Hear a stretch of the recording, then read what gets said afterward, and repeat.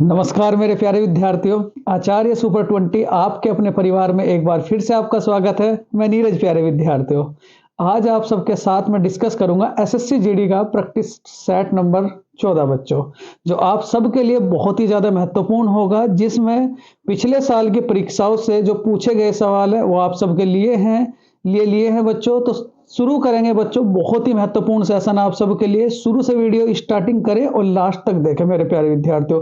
तो शुरू करेंगे एसएससी जीडी का प्रैक्टिस सेट नंबर 14 मेरे प्यारे विद्यार्थियों। अगेन चलो देखो क्वेश्चन नंबर फर्स्ट क्या कहता है। क्वेश्चन नंबर फर्स्ट बच्चों, सतरिया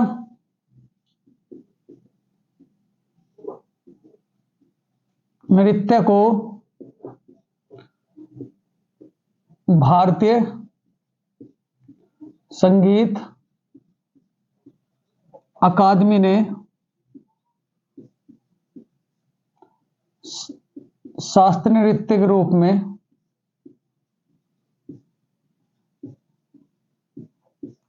में कब शामिल किया।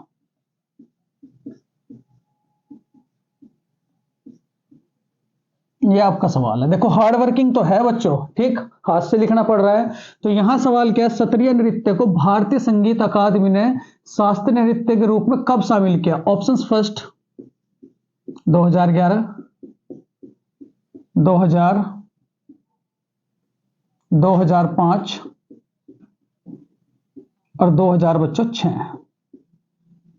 देखो सबसे पहली बात तो यहां से बिल्कुल एक एक पॉइंट, बहुत सारे क्वेश्चंस यहां से निकलेंगे। तो चलो बच्चों देखो, अगर आपसे कहा जाए ये जो आपकी संगीत अकादमी है, संगीत अकादमी, इसकी स्थापना कब हुई है। तो इसकी स्थापना हुई है 1953। इसका हेडक्वार्टर कहां पड़ता है संगीत अकादमी का, बहुत ही इंपॉर्टेंट है। तो क्या कहोगे, नई दिल्ली। क्या कहोगे बच्चों, नई दिल्ली। अगर आपसे कहा जाए वर्तमान में शास्त्रीय नृत्य,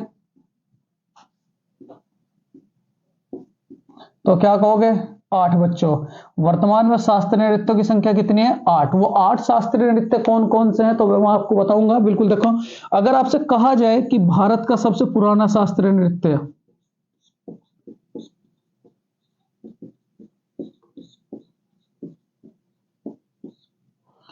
शास्त्रीय नृत्य, ये सवाल सारे पूछे जा चुके हैं। शास्त्रीय नृत्य तो क्या कहेंगे बच्चों, भरतनाट्यम। सबसे नवीनतम, सबसे नवीनतम बच्चों तो याद रखोगे सतरिया। सतरिया को कब शामिल किया गया था, सन 2000। ये जो सतरिया डांस है ये कहां का है बच्चों, ये सतरिया डांस कहां का है तो क्या कहोगे आप लोग, असम। और इसके इसके इसके स्थापित करता कौन है, मतलब पिता, तो क्या कहोगे, शंकर देव। ठीक, और बातें मैं बताऊंगा आप लोगों को। देखो सबसे पहली बात, सत्रीय नृत्य को भारतीय संगीत अकादमी ने शास्त्रीय नृत्य के रूप में कब शामिल किया। तो इसका राइट आंसर तो क्या हो जाएगा, 2000। लेकिन बहुत सारी डिटेल हम लोगों को देखनी है। शास्त्रीय संगीत अकादमी की स्थापना कब हुई थी, 1953। इसका हेडक्वार्टर कहां पड़ता है, नई दिल्ली में। शास्त्रीय नृत्यों की संख्या कितनी है तो क्या कहोगे, 8। भारत का सबसे पुराना शास्त्रीय नृत्य कौन सा, तो याद रखोगे बच्चों, भरतनाट्यम। और सबसे नवीनतम जो डांस है बच्चों भारत का शास्त्रीय, वो कौन सा, सत्रिया। इसे कब शामिल किया गया था, 2000 में। और इसके स्थापित करता कौन है तो क्या कहोगे, शंकर देव। फिर उसके बाद कुछ और सवालों के बारे में बात करूं अगर आपसे, देखो शास्त्रीय नृत्य कितने, तो क्या कहोगे बच्चों, 8। ये 8 हैं कौन कौन से, बहुत ध्यान से। सबसे पहली बात बच्चों, मणिपुरी। ये पहला, मणिपुरी कहां का है, मणिपुर का। ओडिसी, ये कहां का है, उड़ीसा का। कथकली,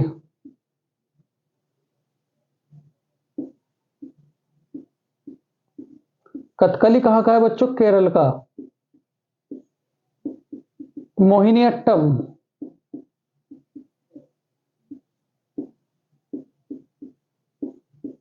ये भी कहां का है बच्चों, केरल का। उसके बाद कथक, कथक कहां का है बच्चों, उत्तर भारत का। कुचिपुड़ी, कुचिपुड़ी कहां का है बच्चों? आंध्र प्रदेश का। ठीक, 1 2 3 4 5 6। सतरिया, सतरिया कहां का है बच्चों? बताओ जरा, असम का। सतरिया कहां का है? असम का। और नौवे नृत्य के रूप में जो अर्ध नृत्य है बच्चों, अर्ध नृत्य, नौवे नृत्य के रूप में अर्ध नृत्य, तो कौन सा है? छऊ। कौन सा है? छऊ। ठीक, मणिपुरी कहां का है? मणिपुर का। उड़ीसा कहां का है? उड़ीसा का। कथकली कहां का है? केरल का। मोहिनीअट्टम कहां का है? केरल का। कथक कहां का है बच्चों? बताओ जरा, कथक कहां का है? तो क्या कहोगे आप लोग? उत्तर भारत का। अगर आपसे कहा जाए मणिपुरी कहां का है? मणिपुर का। उड़ीसी कहां का है? उड़ीसा का। ठीक, कुचिपुड़ी कहां का है आपका? कहां का है बच्चों? बताओ जरा, आंध्र प्रदेश का। और अगर आपसे कहा जाए, अगर आपसे कहा जाए, ठीक, कितने बताए थे? 8। भरतनाट्यम, तमिलनाडु। ठीक, सबसे पुराना कौन सा है? बताया बच्चों आप सबके सामने, सबसे पुराना कौन सा है? भरतनाट्यम। और सबसे नवीनतम कौन सा है? तो क्या याद रखोगे बच्चों? सतरिया। अगर आपसे कहा जाए ये जो आपका डांस है सतरिया, यहां ध्यान दियो जरा, सतरिया, सतरिया में 2 प्रकार के भाव हैं। कितने प्रकार के भाव? 2। एक तो क्या कहोगे बच्चों? तांडव। ये किसे समर्पित है? तो क्या कहोगे? भगवान शिव। इसका जो भाव है तांडव, वो किसे समर्पित है? भगवान शिव को बच्चों। और अगर आपसे कहा जाए लास्य है, 2 प्रकार के भाव हैं, एक तो तांडव और एक क्या कहोगे? लास्य। लास्य किसे समर्पित है? तो क्या कहोगे? पार्वती मां को। ठीक, इतनी बातें आप इस सवाल से याद रखोगे। देखो कितने सवाल इस सवाल से निकल कर आए हैं। साहित्य नृत्य को भारतीय संगीत अकादमी ने शास्त्रीय नृत्य के रूप में कब शामिल किया? तो सबसे पहली बात तो मैं संगीत अकादमी के बारे में बात करूं। संगीत अकादमी की स्थापना कब हुई थी? 1953। हेडक्वार्टर कहां पड़ता है? दिल्ली। शास्त्रीय नृत्य टोटल कितने? तो क्या कहोगे? 8। भारत का सबसे पुराना शास्त्रीय नृत्य कौन सा? तो क्या कहोगे? भरतनाट्यम। सबसे नवीनतम कौन सा? तो याद रखोगे बच्चों, सतरिया। सतरिया को कब शामिल किया था? तो क्या कहोगे? 2000। कहां का नृत्य? असम का। और सतरिया के जो फादर्स हैं वो कौन है बच्चों? तो क्या कहोगे? शंकरदेव। अगर आपसे बात करूं सतरिया में टोटल कितने प्रकार के भाव है? तो क्या कहोगे? 2 प्रकार के भाव। एक तो क्या कहोगे? तांडव और एक क्या कहोगे? लास्य। जो तांडव है वो किसे समर्पित है? तो क्या कहोगे? भगवान शिव को। लास्य किसे समर्पित है? तो क्या कहोगे? पार्वती मां को। उसके बाद जो टोटल के टोटल आपके 8 शास्त्रीय नृत्य है वो मैं आपको लिस्ट दी है बिल्कुल। मणिपुरी कहां का है? मणिपुर का। ओडिसी कहां का है? ओडिशा का। कथकली कहां का है? केरल का। मोहिनीअट्टम कहां का है? केरल का। कथक कहां का है? उत्तर भारत का। कुचिपुड़ी कहां का है? आंध्र प्रदेश का। सतरिया कहां का है? असम का। भरतनाट्यम कहां का है? तमिलनाडु का। 9वां बच्चों, 9वां शास्त्रीय नृत्य के रूप में अब हम किसे शामिल करेंगे? जिसे अर्धशास्त्रीय नृत्य कहा जाता है। तो क्या कहोगे? छऊ। कौन सा बच्चों? छऊ। चलो स्क्रीनशॉट ले, फिर उसके बाद आगे चलेंगे। बहुत बढ़िया बच्चों,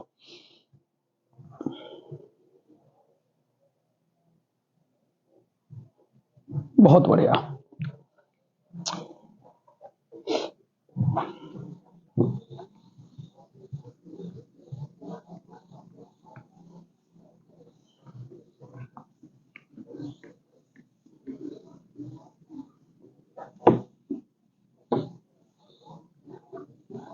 देखो बच्चों,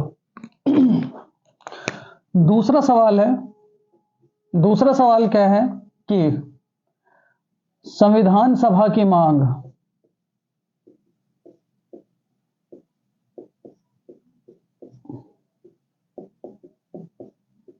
औपचारिक रूप से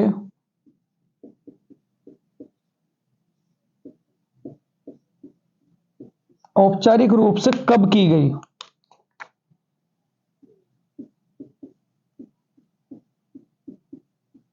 ठीक, चलो यहां ऑप्शन नंबर 1 है बच्चों 1895। ऑप्शन नंबर 2 है 1934।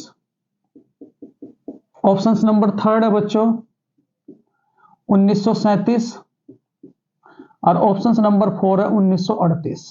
ठीक, चलो अब मैं बताऊंगा आप लोगों को बहुत ही ध्यान से बच्चों। देखो, अगर आपसे मैं बात करूं संविधान सभा की, इसी से रिलेटेड बहुत सारे सवाल बताऊंगा आपको।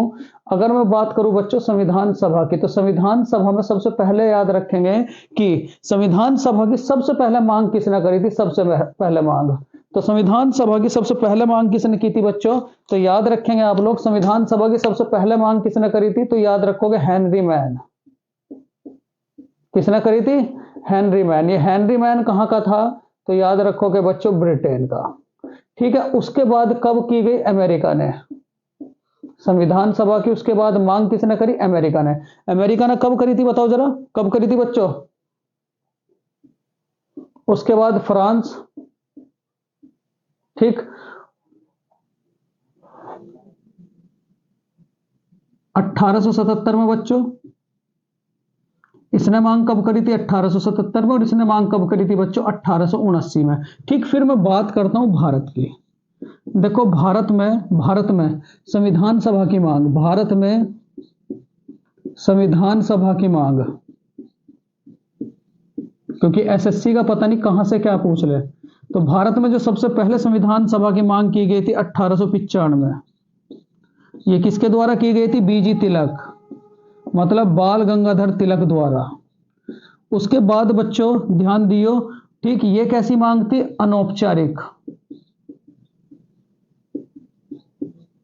ये कैसी मांग थी? अनौपचारिक मांग। ठीक है, उसके बाद बच्चों 1922 में संविधान सभा की मांग किसके द्वारा की गई? महात्मा गांधी। बिल्कुल ऐसे एज ए टीसी याद होना चाहिए बच्चों।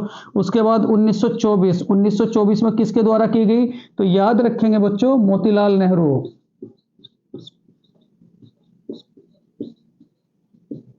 उसके बाद 1934, ये मेन है बच्चों, एम एन राय द्वारा। ये कैसी मांग थी? औपचारिक। कॉपी में जरूर लिखें प्रश्नों को, क्योंकि जितनी बार बार बार लिखेंगे उतनी बार अच्छे से रिवाइज होगा। देखो संविधान सभा की सबसे पहली मांग किसने करी थी? हेनरी मैन ने। ये कहां के कैंडिडेट थे? ब्रिटेन के कैंडिडेट। अमेरिका ने कब मांग करी थी? 1877 में। फ्रांस ने कब मांग करी थी? 1879 में। उसके बाद अगर मैं बात करूं बच्चों आप लोगों से भारत की, तो भारत में संविधान सभा की सबसे पहली मांग कब हुई थी? 1895 में। मांग करता कौन थे? बीजी तिलक। इनकी मांग कैसी थी? अनौपचारिक। उसके बाद 1922 की अगर मैं बात करूं तो किसने मांग करी थी? महात्मा गांधी ने। उसके बाद 1924 की मैं बात करूं तो किसने मांग करी थी? मोतीलाल नेहरू ने। और 1934 में किसने मांग करी थी बच्चों? एम एन राय द्वारा। और ये मांग कैसी थी बच्चों? औपचारिक। उसमें यही सवाल पूछा गया है कि संविधान सभा की औपचारिक रूप से मांग कब की गई थी? तो कब की गई थी बच्चों? 1934। चलो कुछ और बातें मैं बताऊं आप लोगों को। देखो अगर बात करें आप लोगों से, अगर बात करूं बच्चों मैं आपसे, कांग्रेस द्वारा मांग तो कब की गई थी? 1937 में। कहां के अधिवेशन में? तो याद रखोगे बच्चों फैजपुर अधिवेशन। फैजपुर अधिवेशन। और ये फैजपुर अधिवेशन कहां पड़ता है? तो याद रखोगे महाराष्ट्र। फिर उसके बाद अगर मैं बात करूं बच्चों आप लोगों से, जवाहरलाल नेहरू ने कब मांग की थी? जवाहरलाल नेहरू, तो जवाहरलाल नेहरू साहब ने कब मांग की थी? तो याद रखोगे बच्चों 1938। और इनकी मांग किस आधार पर थी? तो क्या कहोगे? वयस्क मताधिकार। वयस्क मताधिकार। फिर उसके बाद क्या आया था बच्चों? अगस्त प्रस्ताव।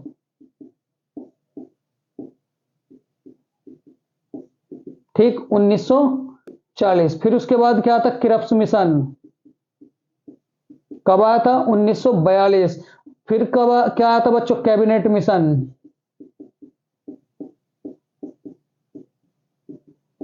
इसके तहत कितने कैंडिडेट आए थे? 3।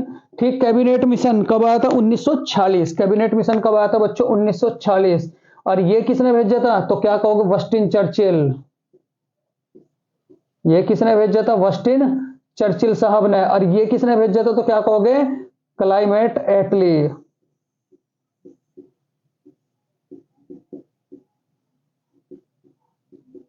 ठीक है, उसके बाद बच्चों उद्देश्य प्रस्ताव कब आया था? उद्देश्य प्रस्ताव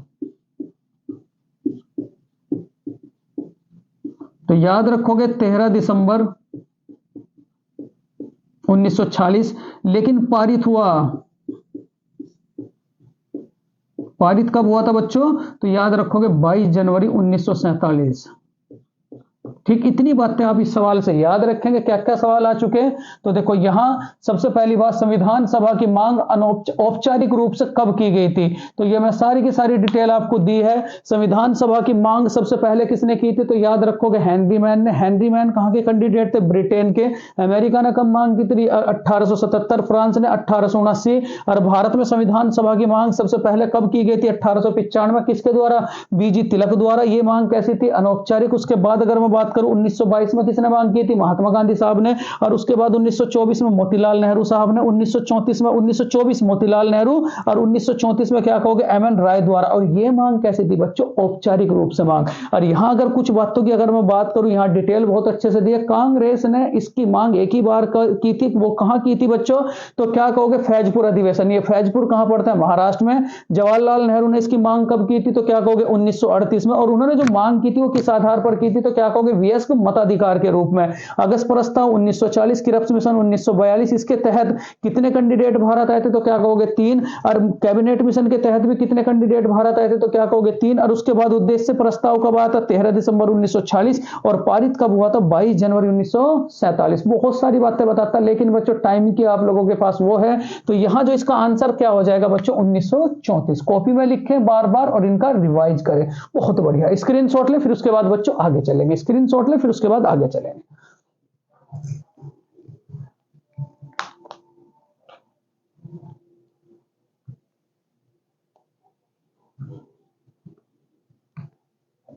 बहुत बढ़िया बच्चों, देखो तीसरा सवाल क्या कहता है, थोड़ा सा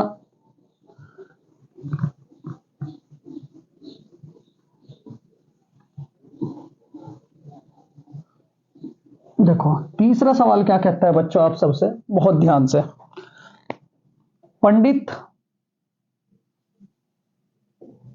यहां जो तीसरा सवाल है बच्चों, तीसरा सवाल क्या कहता है, प्रसिद्ध वादक पंडित राम नारायण निम्न में से किस वाद्य यंत्र बजाने में सक्षम है।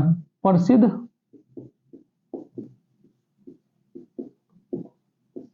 पंडित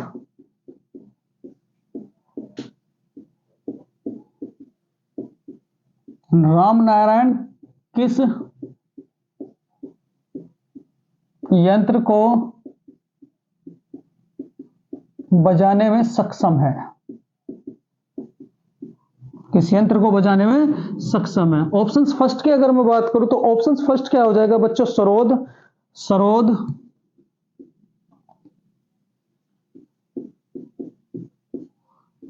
सारंगी, सरोद, सारंगी, घटम और वीणा।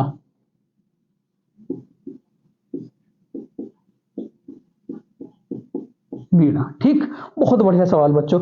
देखो अगर मैं बात करूं आप लोगों से, बात करूं बच्चों अगर आप लोगों से, यहां देखो ये जो पंडित राम नारायण है, राम नारायण बच्चों, ये कौन सा यंत्र बजाते थे, तो याद रखोगे बच्चों, सारंगी।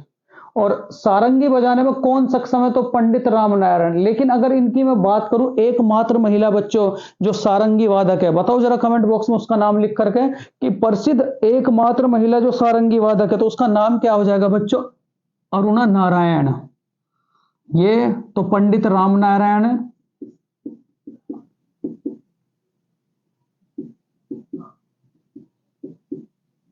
ठीक। एकमात्र महिला कौन है बच्चों, अरुणा नारायण। कौन है बच्चों, अरुणा नारायण। अगर मैं घटम की बात करूं, तो घटम कौन बजाता है, बताओ जरा, तो घटम कौन बजाएगा बच्चों, टी एच विनायक राय, ठीक है, टी एच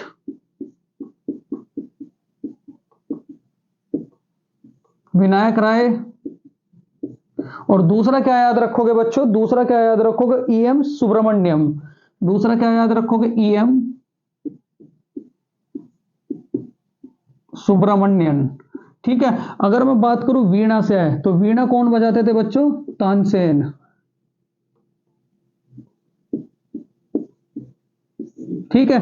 उसके बाद सरोद कौन बजाता है बच्चों, सरोद, सरोद के बारे में अगर मैं बात करूं, तो सरोद कौन बजाता है, बताओ जरा, तो सरोद कौन बजाता है बच्चों, अमजद अली खान और अली अकबर खान। अमजद अली खान,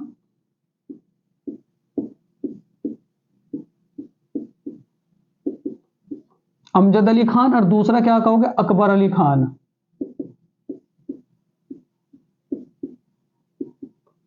ठीक है। उसके बाद अगर आपसे कहा जाए सबसे पुराना वाद्य यंत्र,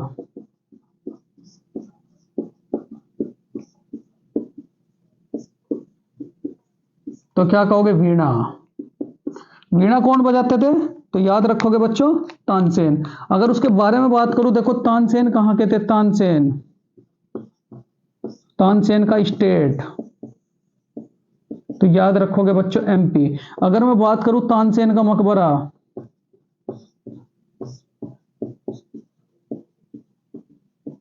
तो तानसेन का मकबरा कहां है? तो क्या याद रखोगे? ग्वालियर। तानसेन का मकबरा कहां पड़ता है? तो क्या याद रखोगे बच्चों? ग्वालियर। और अगर आपसे कहा जाए कि इकलौती महिला शहनाई वादक, ठीक है, इकलौती, पहले तो शहनाई वादक कौन है? बांसुरी। बांसुरी, तो बांसुरी के बारे में याद क्या रखोगे? पंडित हरिप्रसाद चौरसिया।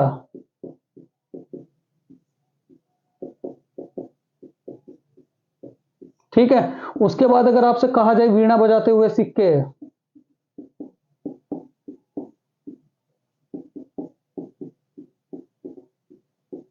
किसने चलाए थे? तो याद रखोगे समुद्रगुप्त।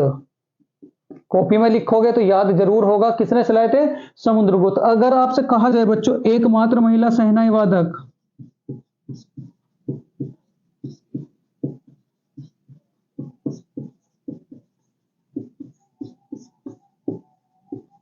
तो एकमात्र महिला शहनाई वादक कौन है? बताओ जरा। तो कौन है बच्चों? तो याद रखेंगे आप लोग, बागेश्वरी कमर। वागेश्वरी कमर।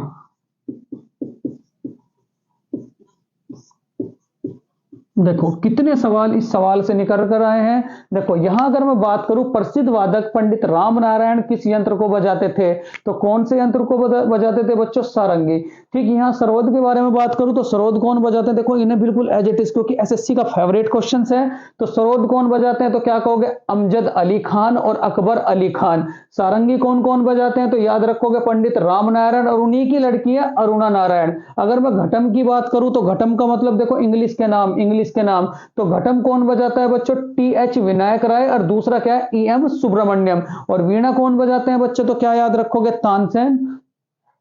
ठीक, उसके बाद सबसे पुराना वाद्य यंत्र कौन सा? तो याद रखोगे वीणा।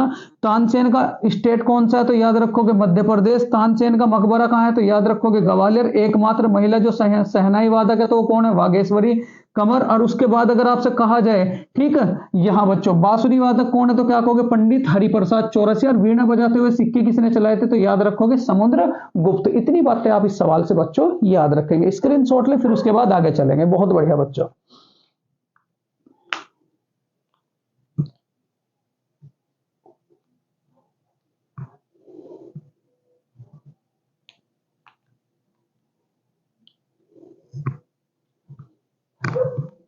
चलो बहुत बढ़िया। देखो बच्चों, अगला जो क्वेश्चन है, अभी आपके 3 ही क्वेश्चन हुए हैं। क्वेश्चन नंबर 4 है आप सबके लिए, बहुत ही ज्यादा महत्वपूर्ण है। क्वेश्चन नंबर 4 है बच्चों। देखो क्वेश्चन नंबर 4 क्या कहता है, बहुत ध्यान से। क्वेश्चन नंबर 4 है आप सबके लिए, बहुत ही ज्यादा महत्वपूर्ण है। सवाल क्या है बच्चों? सवाल यह है कि तुर्की का राष्ट्रीय खेल क्या है?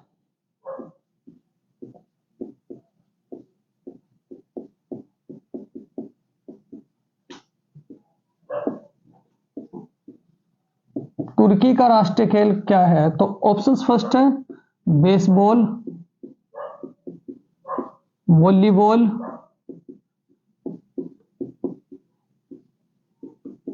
तीरंदाजी,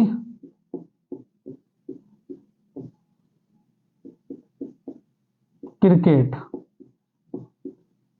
ठीक है, बहुत ही बढ़िया सवाल। देखो तुर्की का राष्ट्रीय खेल क्या है बच्चों? और ऑप्शन नंबर 5 है बच्चों कुश्ती। ऑप्शन नंबर 5 क्या है? कुश्ती। देखो अगर मैं यहां की बात करूं तुर्की का राष्ट्रीय खेल क्या है, तो पहले मैं सारे के सारों के बारे में बताऊंगा। देखो बेसबॉल कहां का है? तो याद रखोगे बच्चों अमेरिका।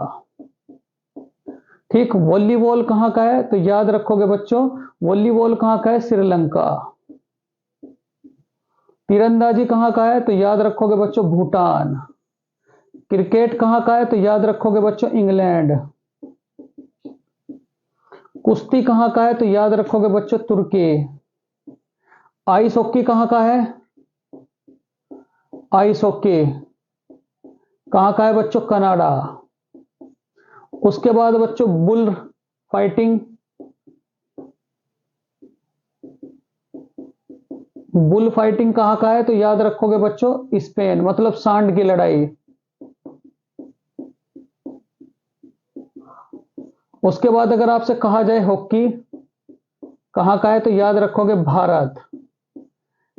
ठीक, पाकिस्तान का क्या है? तो याद रखोगे बच्चों हॉकी।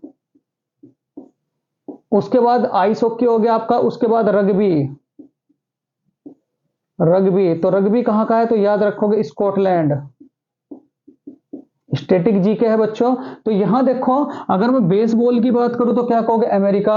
उसके बाद वॉलीबॉल की बात करूं श्रीलंका, तीरंदाजी भूटान, क्रिकेट इंग्लैंड, कुश्ती तुर्की, आइस हॉकी कहां का है? तो याद रखोगे कनाडा, बुल फाइटिंग कहां का है? स्पेन का, सांड की लड़ाई जिसे कहा जाता है। हॉकी कहां का है? भारत का, पाकिस्तान का भी हॉकी है। और रग्बी कहां का है बच्चों? अगर मैं बात करूं टेबल टेनिस की, देखो बहुत सारे सवाल आपके सामने हैं।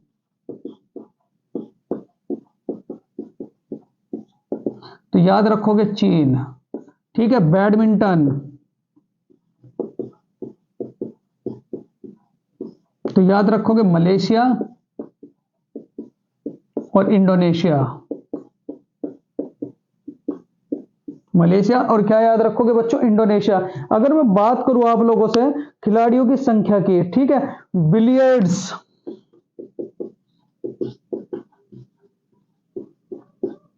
कहां का है? फ्रांस।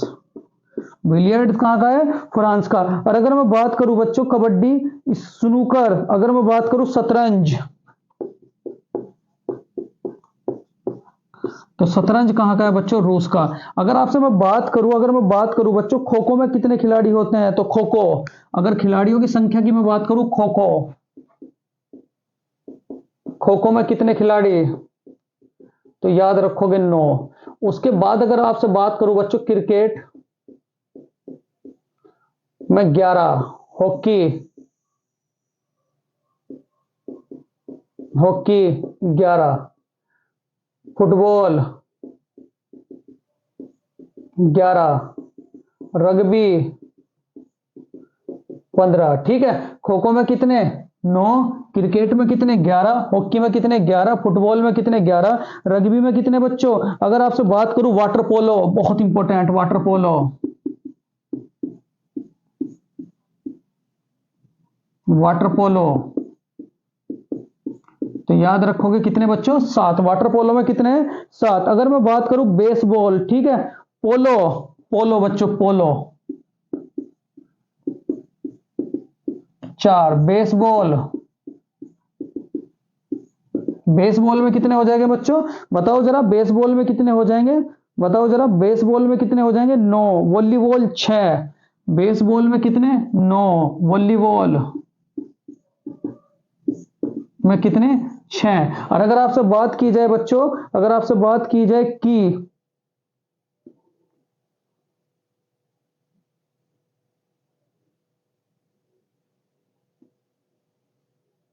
बास्केटबॉल,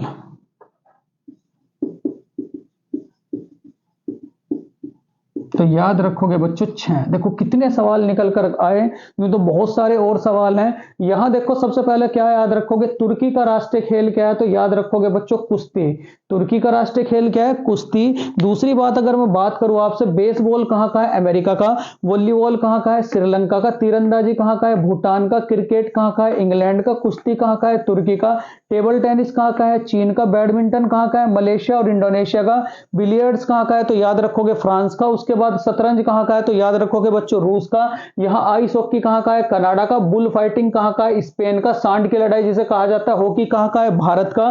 पाकिस्तान का भी क्या है? हॉकी। रग्बी कहां का है? स्कॉटलैंड का। ये बहुत पूछा जाता है। और यहां देखो कुछ खिलाड़ियों की संख्या में बताया, खो खो में कितने? 9, क्रिकेट में कितने? 11, हॉकी में कितने? 11, फुटबॉल में कितने? 11, रग्बी में कितने? 15, वाटर पोलो में कितने? 7, पोलो में कितने? 4, बेसबॉल में 9, वॉलीबॉल में 6 और बास्केटबॉल में भी बच्चों कितने?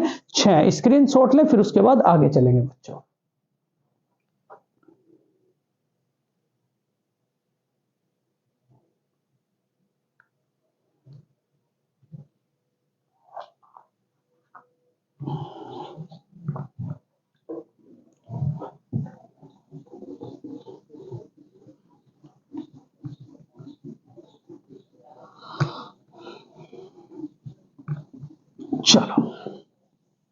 नेक्स्ट क्वेश्चन है बच्चों, क्वेश्चन नंबर 4। क्वेश्चन नंबर 5 बच्चों, देखो क्वेश्चन नंबर 5 क्या कहता है, बहुत ध्यान से। क्वेश्चन नंबर 5 ये कहता है बच्चों कि, क्या सवाल है, विश्व मानवाधिकार दिवस कब मनाया जाता है?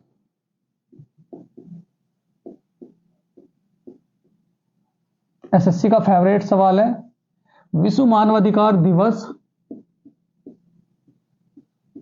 कब मनाया जाता है? ऑप्शंस फर्स्ट 5 जून, 26 जुलाई, 10 दिसंबर,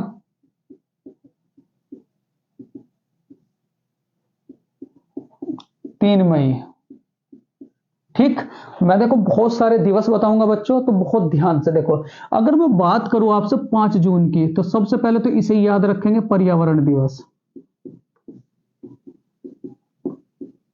कब? पर्यावरण दिवस। और पर्यावरण दिवस कब से मनाया जा रहा है, तो याद रखोगे बच्चों 1973। ये पर्यावरण दिवस कब से मनाया जा रहा है? 1973। उसके बाद 26 जुलाई को क्या मनाया जाता है? जनसंख्या दिवस। ठीक, 10 दिसंबर को क्या मनाया जाता है? मानवाधिकार दिवस।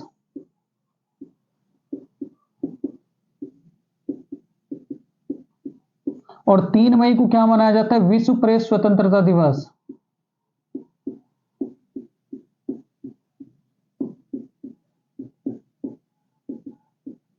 चलो, अब अगर मैं दिवसों की बात करूं बच्चों, बहुत ध्यान से, अगर मैं दिवस की बात करूं, तो अगर आपसे कहा जाए कि विश्व वानिकी दिवस,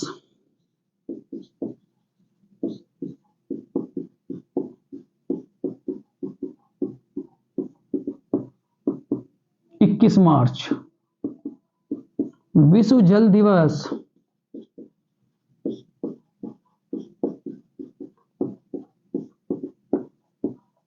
22 मार्च। विश्व पृथ्वी दिवस 22 अप्रैल। 22 अप्रैल। ठीक, अगर आपसे कहा जाए बच्चों, अगर आपसे कहा जाए विश्व उपभोक्ता दिवस,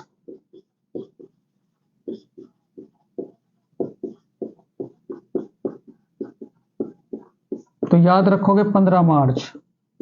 कब है बच्चों? 15 मार्च। अगर आपसे कहा जाए यूनेस्को दिवस,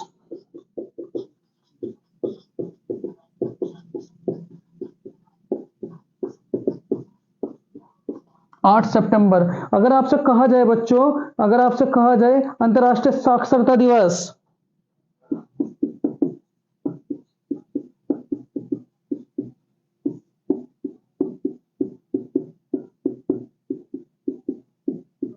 तो याद रखोगे 8 सितंबर। अगर आपसे कहा जाए ओजोन परत दिवस, तो 16 सितंबर। अगर आपसे कहा जाए जनसंख्या दिवस,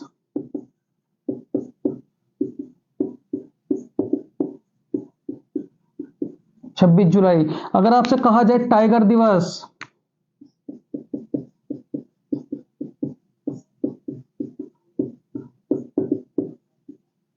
29 जुलाई।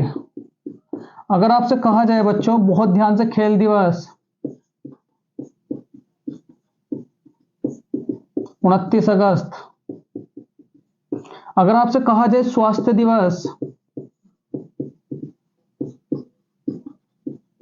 तो याद रखोगे बच्चों 7 अप्रैल। कितना? 7 अप्रैल। अगर आपसे कहा जाए बच्चों, बहुत ध्यान से, एड्स दिवस,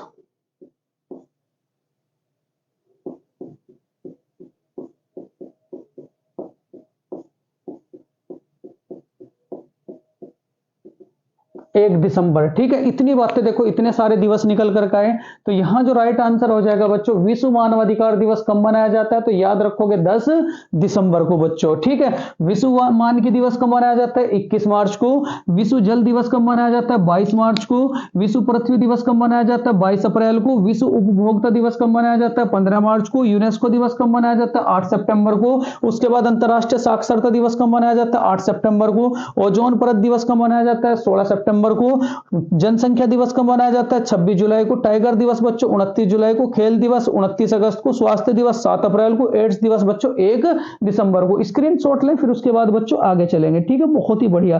देखो, अगर आपसे कहा जाए बच्चों, अगर आपसे कहा जाए कि विश्व जल संरक्षण दिवस, विश्व जल संरक्षण दिवस, ये तो हो ही गया है बच्चों। अगर आपसे कहा जाए तंबाकू निषेध दिवस, तंबाकू निषेध दिवस बच्चों, तंबाकू निषेध दिवस,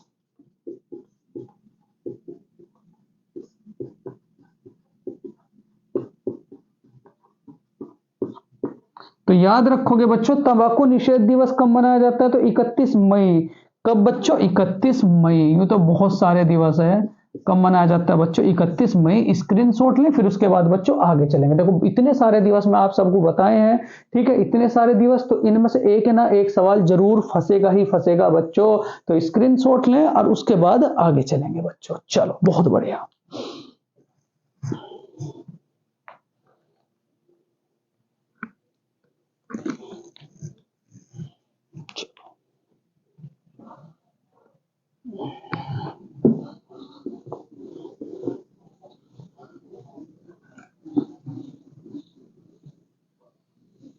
चलो,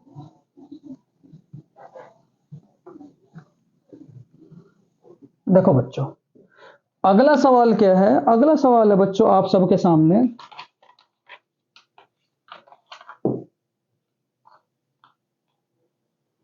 नाट्य शास्त्र के रचयिता। क्वेश्चन नंबर 6,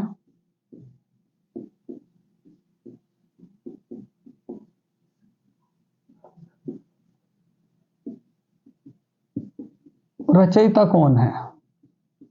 ठीक, ऑप्शंस फर्स्ट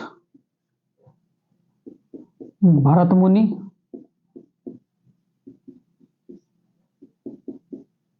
मेगास्थनीज,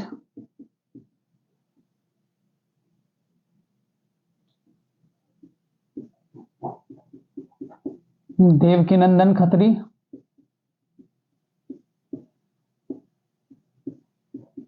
और फोर्थ क्या हो जाएगा बच्चों? मेजर ध्यानचंद। बताओ जरा, नाट्य शास्त्र के रचयिता कौन है? तो सबसे पहले अगर मैं बात करूं आप लोगों से भरत मुनि की, तो भरत मुनि ने क्या लिख रखी? नाट्य शास्त्र। बहुत बढ़िया सवाल, एसएससी ने कई बार पूछा है। मेगास्थनीज की पुस्तक का नाम क्या है बच्चों? इंडिका। उसके बाद देवकीनंदन खत्री की पुस्तक का नाम क्या है? तो याद रखोगे बच्चों, चंद्रकांता। और मेजर ध्यानचंद की पुस्तक का नाम क्या है? तो याद रखोगे बच्चों, गोल। क्या याद रखोगे? गोल। देखो, कुछ पुस्तकें और मैं बताऊंगा आप लोगों को। चलो, सबसे पहले अगर मैं बात करूं महात्मा गांधी की, तो महात्मा गांधी के लिए हम लोगों को 3 पुस्तक याद रखनी। कौन कौन सी? एक तो यंग इंडिया,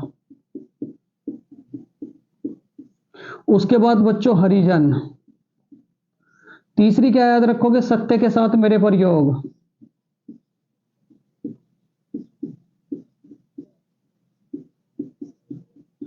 उसके बाद अगर मैं बात करूं बच्चों आप लोगों से, अष्टाध्यायी हर्षचरित्र बाणभट्ट।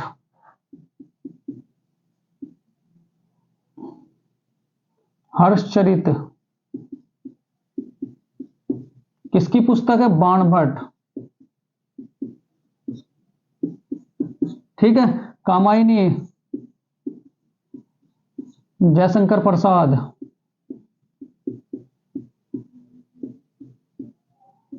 ठीक है, हर्षचरित किसकी है बच्चों? बाणभट्ट की। कामायनी किसकी है? जयशंकर प्रसाद की।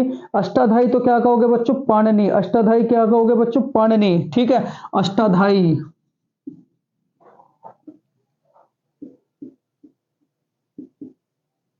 क्या कहोगे? पाणिनि।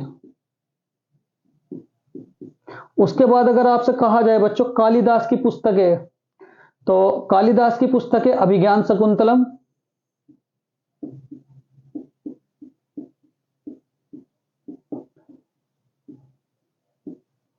अभिज्ञान शकुंतलम किसकी है? तो क्या याद रखोगे? कालिदास।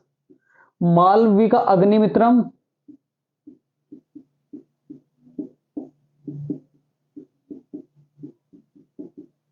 मालविका अग्निमित्रम ये भी किसकी है? कालिदास की। उसके बाद बच्चों अगर आपसे कहा जाए, देखो हर्षचरित्र किसकी है, बाणभट्ट की, कामायनी किसकी है बच्चों, जयशंकर प्रसाद की, अष्टाध्यायी किसकी है, पाणिनि की, अभिज्ञान शकुंतलम किसकी है, कालिदास की, मालविका अग्निमित्रम किसकी है, कालिदास की। और अगर आपसे कहा जाए मेरे प्यारे विद्यार्थियों, अगर आपसे कहा जाए अर्थशास्त्र, कौटिल्य, क्या कहोगे, कौटिल्य। और यहां कुछ बातें और बातें याद रखोगे बच्चों, यहां देखो राजेंद्र प्रसाद, तो राजेंद्र प्रसाद की पुस्तक का नाम क्या, इंडिया डिवाइडेड।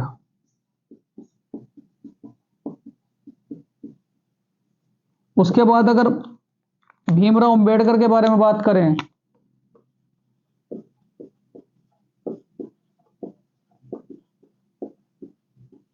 तो कौन सी है, ए थॉट ऑफ पाकिस्तान।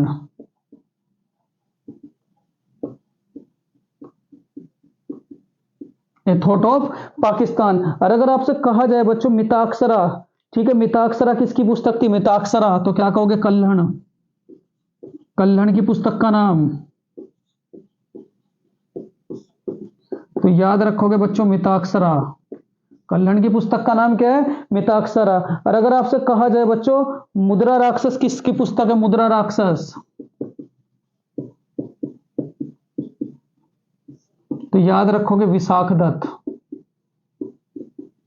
ठीक है, मुद्रा राक्षस किसकी पुस्तक है बच्चों, बाबरनामा,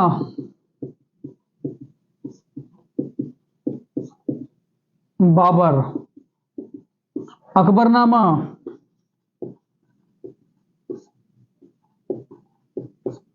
अबुल फजल। अकबरनामा किसकी है, अबुल फजल की। उसके बाद अगर आपसे कहा जाए बच्चों, अगर आपसे कहा जाए, अगर आपसे कहा जाए, अगर आपसे कहा जाए बच्चों गीत गोविंद के रचना, गीत गोविंद,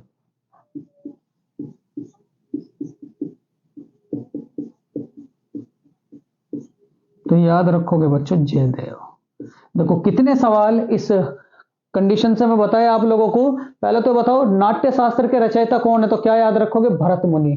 उसके बाद अगर आपसे कहा जाए मेगास्थनीज की पुस्तक का नाम इंडिका, कहीं भी पेपर में दिखाई देगी आपको। देवकीनंदन खत्री की पुस्तक का नाम चंद्रकांता। मेजर ध्यानचंद की पुस्तक का नाम क्या कहोगे, गोल। महात्मा गांधी की 3 पुस्तकें याद रखोगे, यंग इंडिया, हरिजन और क्या कहोगे, सत्य के साथ मेरे प्रयोग। राजेंद्र प्रसाद की पुस्तक का नाम क्या, इंडिया डिवाइडेड। भीमराव अंबेडकर की पुस्तक का नाम क्या है, तो क्या कहोगे, ए थॉट ऑफ पाकिस्तान। उसके बाद कल्हण की पुस्तक का नाम क्या है, तो याद रखोगे बच्चों मिताक्षरा। उसके बाद अकबरनामा किसकी है, अबुल फजल की। मुद्रा राक्षस किसकी है, तो याद रखोगे विशाख दत्त की। बाबरनामा किसकी है, बाबर की। गीत गोविंद के रचनाकार जयदेव। हर्षचरित्र बाणभट्ट। कामायनी जयशंकर प्रसाद। अष्टाध्यायी पाणिनि। अभिज्ञान शकुंतलम कालिदास। मालविका अग्निमित्रम, तो क्या याद रखोगे, कालिदास। और अर्थशास्त्र किसकी पुस्तक है, तो याद रखोगे बच्चों कौटिल्य की। बहुत बढ़िया सवाल, स्क्रीनशॉट ले, फिर उसके बाद आगे चलेंगे।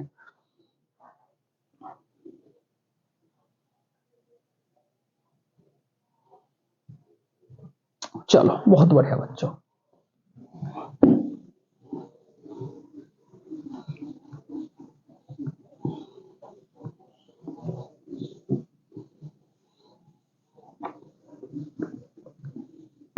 देखो अगला सवाल क्या है बच्चों आप सबके लिए, अगला सवाल भी बहुत ज्यादा इंपॉर्टेंट है। अगला सवाल है आप सबके लिए कि ज्ञानपीठ पुरस्कार के तहत कितनी राशि दी जाती है। क्वेश्चन नंबर 7, ज्ञानपीठ पुरस्कार के तहत कितनी राशि दी जाती है। ठीक, पहले तो इसकी अच्छे तरीके से पोस्टमार्टम करेंगे सवाल का कि ज्ञानपीठ पुरस्कार के तहत कितनी राशि दी जाती है। Option first 20 lakh, option second 12 lakh, option third 13 lakh, option fourth 11 lakh. क्या कहोगे, 11 लाख। चलो अगर आपसे कहा जाए मेरे प्यारे विद्यार्थियों, अगर आपसे कहा जाए कि, बहुत ही डिटेल से पढ़ेंगे बच्चों इसे तो हम, देखो यहां सबसे पहली बात ज्ञानपीठ पुरस्कार का क्षेत्र।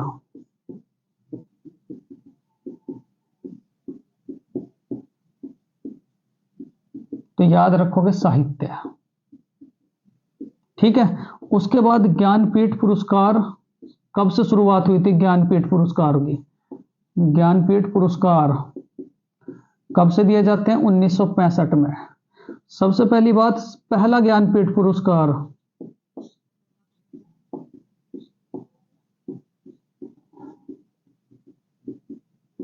तो किसे दिया गया था? जी शंकर कुरूप,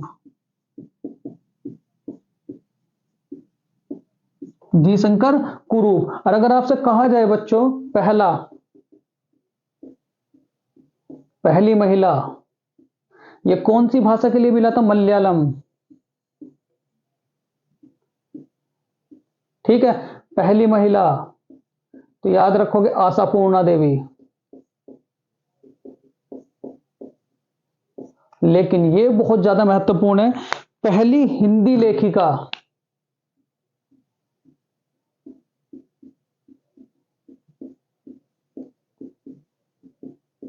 तो याद रखोगे कौन? सुमित्रा नंदन पंत। अधिकतर बच्चे महादेवी वर्मा लगा के आते हैं, सुमित्रा नंदन पंत।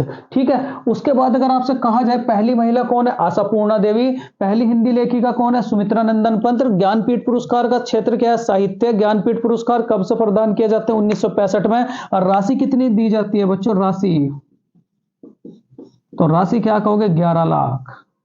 राशि कितनी बच्चों? 11 लाख। अगर आपसे कहा जाए बच्चों, बहुत ही बढ़िया सवाल है, अगर आपसे कहा जाए कि तेलुगु में किसे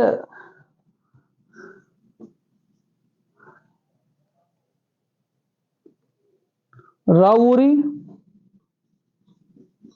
भारद्वाज को कौन सी भाषा के लिए मिला है? क्योंकि एसएससी ने पूछा है, तो बच्चों याद रखोगे तेलुगु। अगर आपसे कहा जाए बच्चों कि सरस्वती सम्मान की शुरुआत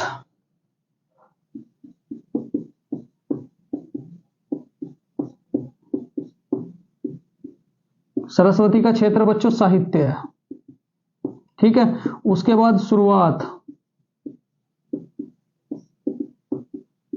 1992 किसके द्वारा? के बिड़ला फाउंडेशन द्वारा।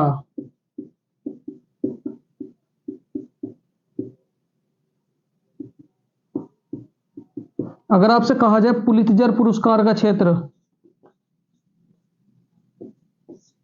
तो याद रखोगे बच्चों पत्रिका। पुलित्जर पुरस्कार का क्षेत्र, एक तो पुलित्जर है और एक प्रीतिजर का क्षेत्र, तो याद रखोगे बच्चों भवन निर्माण, वास्तुकला शैली।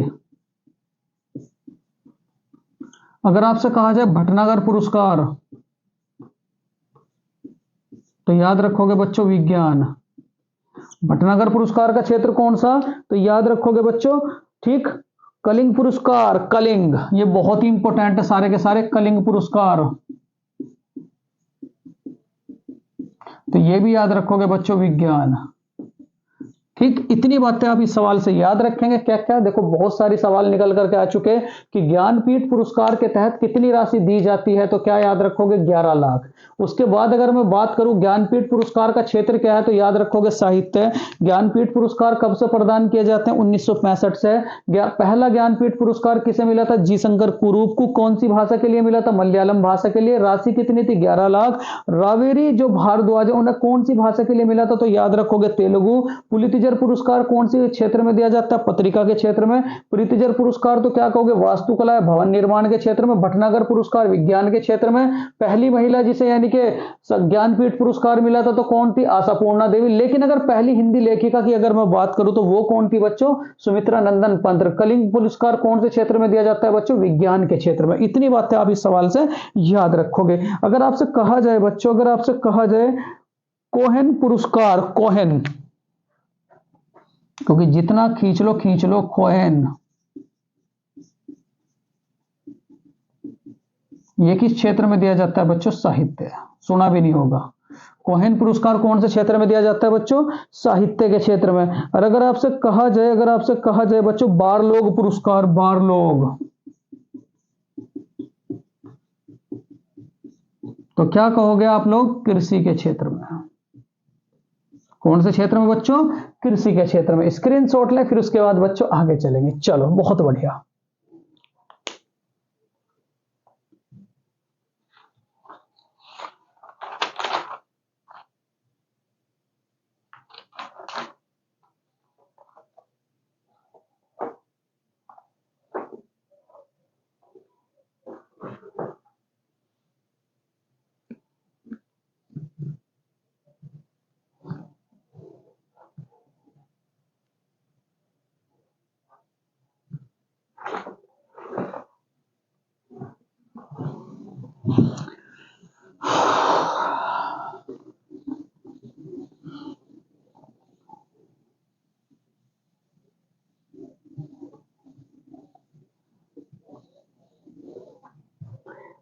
रात के 2 बज रहे हैं बच्चों।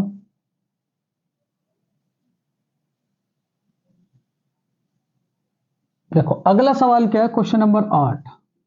देखो क्वेश्चन नंबर 8 क्या कहता है कि चैत्यागिरी विहार महोत्सव किस राज्य में आयोजित किया जाता है? चैत्यागिरी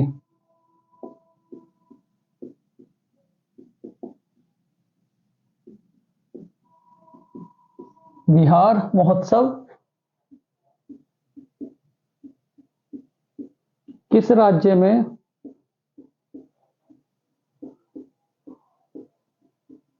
मनाया जाता है? चैत्यागिरी विहार महोत्सव किस राज्य में बच्चों मनाया जाता है? देखो यहां ऑप्शन फर्स्ट क्या है? हिमाचल प्रदेश। ऑप्शन सेकंड क्या है बच्चों? एमपी। ऑप्शन थर्ड क्या है बच्चों? तेलंगाना। और ऑप्शन फोर्थ क्या है बच्चों? तेलंगाना। ऑप्शन फोर्थ क्या है आप सबके लिए? त्रिपुरा बच्चों। क्या है? त्रिपुरा।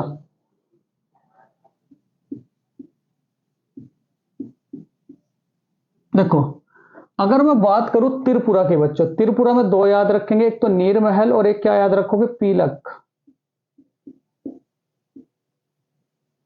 यहां कौन सा महोत्सव मनाया जाता है? नीरमहल। और दूसरा क्या याद रखोगे मेरे प्यारे विद्यार्थियों? दूसरा याद रखोगे पीलक। ठीक है, यहां क्या मनाया जाता है? नीरमहल। और दूसरा क्या याद रखोगे? पीलक। अगर मैं तेलंगाना की बात करूं तो क्या याद रखोगे? बोनालू और क्या? बतुकम्मा। ठीक है, तेलंगाना में कौन कौन से 2 महोत्सव मनाए जाते हैं? तो याद रखोगे बच्चों बोनालू और बतुकम्मा। ये तो कई बार पूछा जा चुका है, बथुकम्मा। ठीक है, बोनालू और दूसरा क्या याद रखोगे? बथुकम्मा। ठीक है, नीरमहल और पीलक कहाँ का है बच्चों? त्रिपुरा का। अगर मैं एमपी की बात करूं तो एमपी में देखो इतने सारे याद रखेंगे, कौन कौन से कौन कौन से कौन कौन से? तो सबसे पहले याद रखेंगे मेरे प्यारे विद्यार्थियों घड़लिया। घड़लिया। ठीक है, चैत्यागिरी। चैत्यागिरी।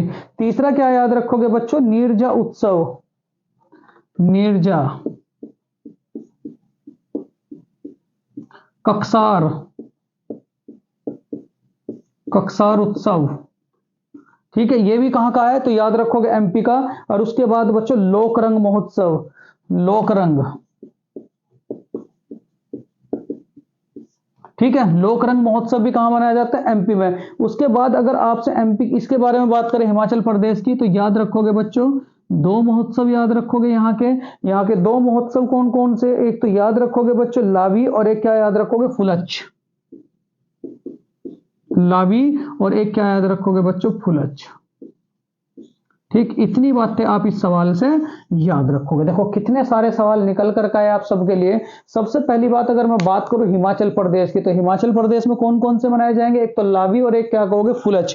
उसके बाद एमपी की अगर मैं बात करूं तो एमपी में क्या क्या याद रखोगे? क्योंकि एसएससी ने इनमें से कई बार पूछ लिए गए हैं। तो क्या याद रखोगे? घड़लिया। दूसरा क्या याद रखोगे? चैत्यागिरी। तीसरा नीरजा उत्सव। चौथा क्या कहोगे? कक्सार उत्सव। पांचवा क्या कहोगे? लोकरंग। अगर मैं तेलंगाना की बात करूं तो क्या याद रखोगे? बोनालू। और दूसरा क्या कहोगे? बतुकम्मा।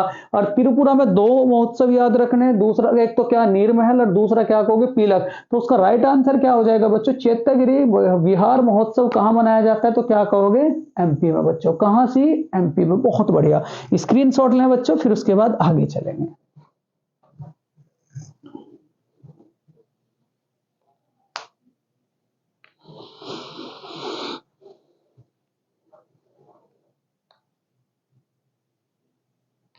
बहुत बढ़िया।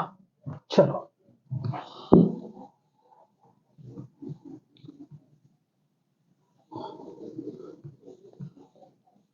क्वेश्चन नंबर 9 है बच्चों,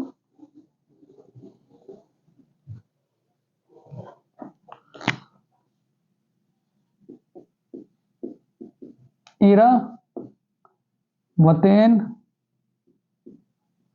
स्वरा मंदिर कहां है?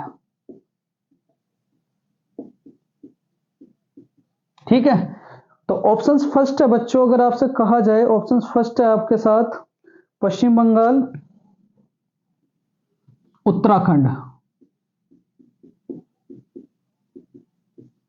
Options first. दूसरा तमिलनाडु, तीसरा कर्नाटक, चौथा याद रखोगे बच्चों तेलंगाना। कौन सा? तेलंगाना। क्या याद रखोगे बच्चों? तेलंगाना। ठीक है, चलो बहुत बढ़िया। देखो अगर मैं आपसे कहूं बच्चों उत्तराखंड के जो मंदिर हैं वो कौन कौन से हैं, सबसे पहले गंगोत्री, यमुनोत्री, केदारनाथ, बद्रीनाथ, मनसा देवी,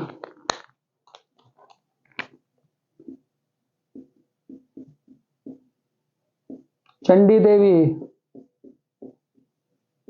ठीक है, गंगोत्री, यमुनोत्री, केदारनाथ, बद्रीनाथ, मनसा देवी, चंडी देवी, ये कहां के मंदिर है? तो याद रखोगे बच्चों उत्तराखंड के। उसके बाद अगर मैं तमिलनाडु की बात करूं, मदुरै, रामेश्वरम, ठीक, इरे वतेन स्वरा। ठीक, उसके बाद कर्नाटक की अगर मैं बात करूं बच्चों होयसैल मंदिर,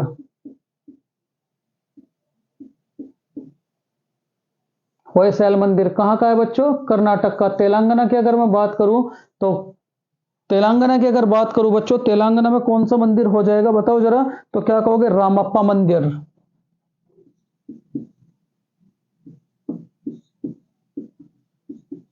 कौन सा मंदिर? रामप्पा मंदिर। और रामप्पा मंदिर कौन से भगवान को समर्पित है? तो याद रखोगे बच्चों रामप्पा मंदिर कौन से भगवान को समर्पित है? भगवान, तो याद रखोगे शिव। कौन से भगवान को? शिव। अगर आपसे कहा जाए ये जो रामप्पा मंदिर है ये 39वीं यूनेस्को धरोहर है। अगर आपसे यही कहा जाए कि 39वीं यूनेस्को धरोहर, तो वो कौन सी है? रामप्पा मंदिर। कहां पड़ता है? तेलंगाना। उसके बाद इसे 39वीं धरोहर के रूप में कब शामिल किया गया था? तो याद रखोगे बच्चों 2021। अगर मैं बात करूं बच्चों वर्तमान में सन 2023 की, सन 2023 में वर्तमान समय में यूनेस्को में टोटल कितनी साइटें हैं? तो क्या याद रखोगे? 22। ठीक है, 42 यूनेस्को में, यूनेस्को में। ठीक है, कितनी साइटें हैं बच्चों? तो याद रखोगे 42। 42 भी कौन कौन सी बनी? तो दो बनी है बच्चों, एक तो शांति निकेतन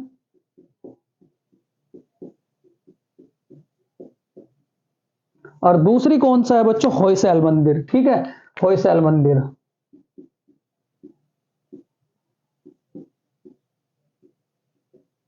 ये जो शांति निकेतन है ये कहां पड़ता है? कलकत्ता। और ये जो होयसैल मंदिर है ये कहां पड़ता है बच्चों? कर्नाटक।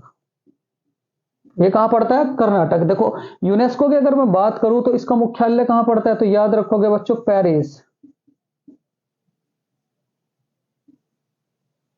ठीक, यूनेस्को का मुख्यालय कहां पड़ता है? तो याद रखोगे पेरिस। उसके बाद अगर आपसे कहा जाए बच्चों प्रेम मंदिर, तो प्रेम मंदिर कहां पड़ेगा? मथुरा।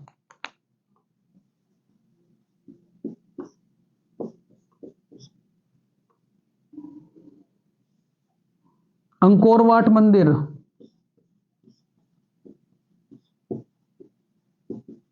कहां पड़ेगा बच्चों? कंबोडिया। लोटस टेम्पल,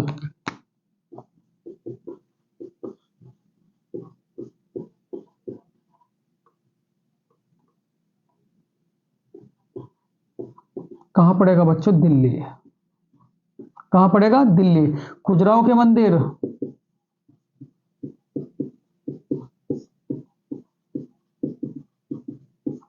कहाँ पड़ेंगे बच्चों? एमपी। भीमबेटका कहाँ पड़ेगा? एमपी। एलिफेंटा की गुफाएं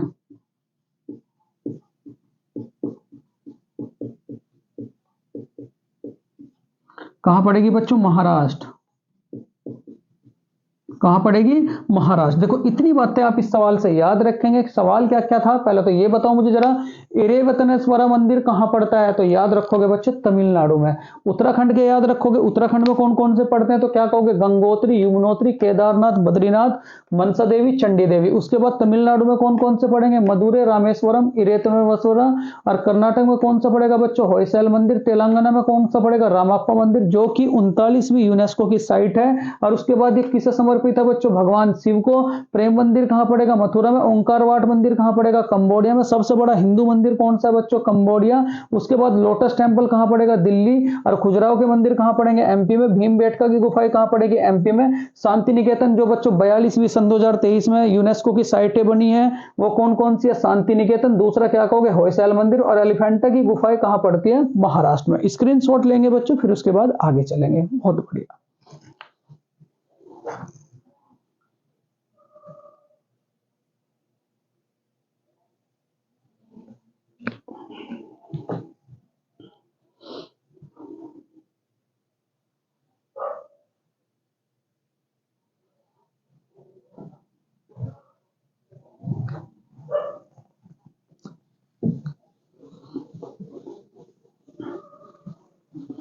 कॉपी में लिखें बच्चों, यहां से आपके लिए क्वेश्चन जरूर फंसेगा ही फंसेगा बच्चों, क्योंकि ये बिल्कुल आप लोगों के लिए पिछले वर्षों में पूछे गए सीजीएल, एसएससी जीडी, सीएचएसएल और एमटीएस के बहुत ही सिलेक्टेड क्वेश्चन लिए गए हैं। ठीक है, चलो देखो अगला सवाल क्या है बच्चों? निम्न में से कौन सी पुस्तक रस्किन बॉन्ड द्वारा नहीं लिखी गई? क्वेश्चन नंबर 10 है, निम्न में से कौन सी पुस्तक रस्किन बॉन्ड द्वारा नहीं लिखी गई? बच्चों इलेक्ट्रिक बोर्ड तो नहीं है, बस ये है कि आप सबके लिए बस ऐसी मेहनत चल रही है। रस्किन बॉन्ड द्वारा लिखी गई, निम्न में से कौन सी पुस्तक रस्किन बॉन्ड द्वारा नहीं लिखी गई? तो यहां 3 पुस्तकें हैं बच्चों। ठीक है, 3 पुस्तकें कौन कौन सी है? बहुत ध्यान से। तो 3 पुस्तकें हैं बच्चों। The room on the roof first, बहुत पूछी जाती है, ऑन द रूफ। दूसरी कौन सी है बच्चों? दूसरी है आपकी द ब्लू अम्ब्रेला।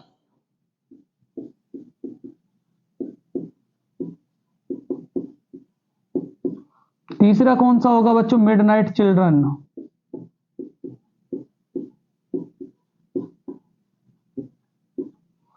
चौथी कौन सी होगी बच्चों? चौथी होगी आपके roads to Mussoorie. Roads to Mussoorie.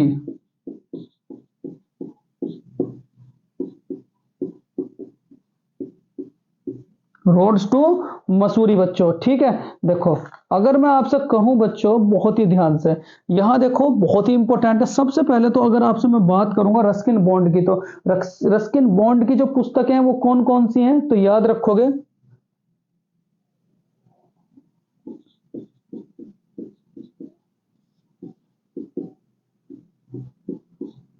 Ruskin bond की जो पुस्तक है वो कौन कौन सी है बच्चों? एक तो tiger in the tunnel,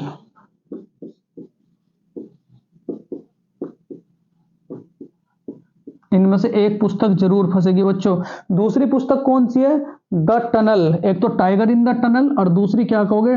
the tunnel. The tunnel.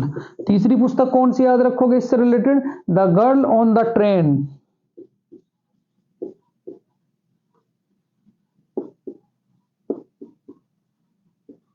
The girl on the train. चौथी पुस्तक कौन सी याद रखोगे बच्चों? द गोल्डन ईयर सन 2023।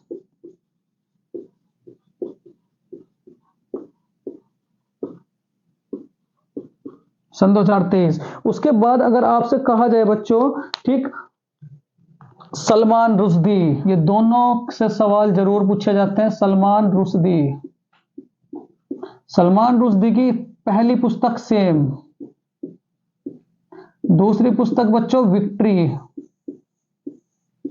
बहुत पूछी जाती है कि विक्ट्री पुस्तक किसकी है, तो क्या याद रखोगे, Salman Rushdie. Midnight children, midnight children,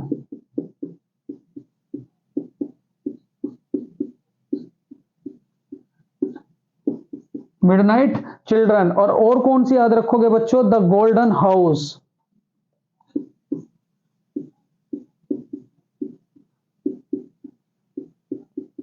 ये सारी की सारी पुस्तकें किसकी हैं बच्चों, देखो दो लेखक ऐसे हैं जिनकी पुस्तकें पेपर में जरूर पूछी जाती हैं। तो उसने क्या कहा था, निम्न में से कौन सी पुस्तक रस्किन बॉन्ड द्वारा नहीं लिखी गई। तो रस्किन बॉन्ड द्वारा कौन सी पुस्तक नहीं लिखी गई बच्चों, तो याद रखोगे मिडनाइट चिल्ड्रन। अगर मैं बात करूं the room on the roof, the room on the roof, ये भी किसकी है, तो क्या कहोगे आप लोग, रस्किन बॉन्ड की।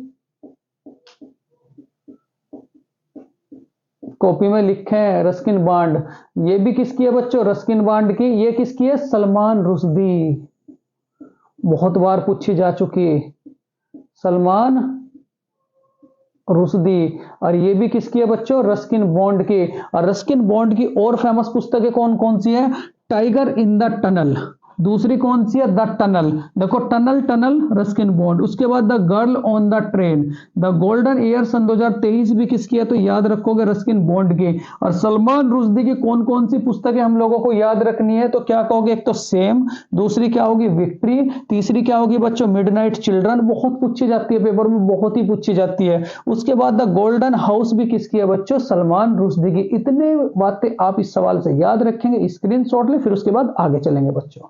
ठीक, चलो बहुत बढ़िया। तो इसमें जो आंसर हो जाएगा बच्चों, निम्न में से कौन सी पुस्तक रस्किन बॉन्ड द्वारा नहीं लिखी गई, तो कौन सी हो जाएगी बच्चों, मिडनाइट चिल्ड्रन, क्योंकि ये किसकी पुस्तक है, सलमान रुश्दी की। बहुत बढ़िया।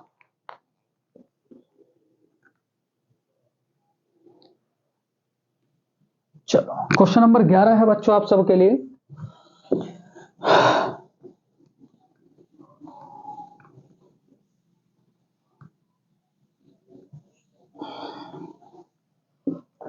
चलो क्वेश्चन नंबर 11 है बच्चों आप सबके लिए, भारत ने पहली बार क्रिकेट विश्व कप कब जीता।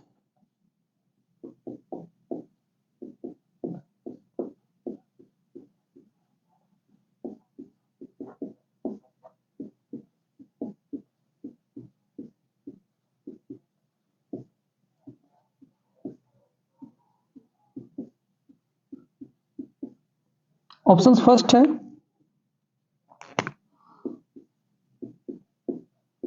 1983, 1975, 1979, 2023। बहुत इंपॉर्टेंट है बच्चों। देखो अगर मैं बात करूं आप लोगों से क्रिकेट विश्व कप की, वनडे क्रिकेट विश्व कप की,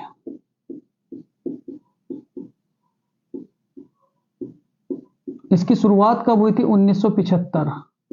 ये किसने जीता था बच्चों, वेस्ट इंडीज। 1979, ये भी किसने जीता था, वेस्ट इंडीज। और क्रिकेट विश्व कप का आयोजन कितने सालों के अंतराल पर होता है, तो याद रखोगे 4 साल बाद। ठीक है, उसके बाद 1983, ये किसने जीता था बच्चों, भारत। और भारत ने जब ये वर्ल्ड कप जीता, तो आपसे अगर मैं कहूं, बच्चों, ठीक है, अगर आपसे मैं कहूं, ठीक, कि इसमें कप्तान कौन थे, कप्तान कपिल देव। कौन थे बच्चों, कपिल देव। अगर आपसे कहा जाए 1983 का फाइनल मैच किस पे खेला गया, फाइनल मैच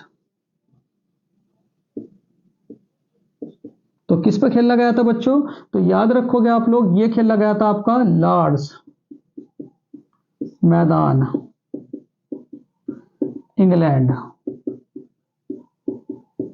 लॉर्ड्स मैदान इंग्लैंड। इसे क्या कहा जाता है लॉर्ड्स को, तो क्या कहोगे, क्रिकेट का मक्का।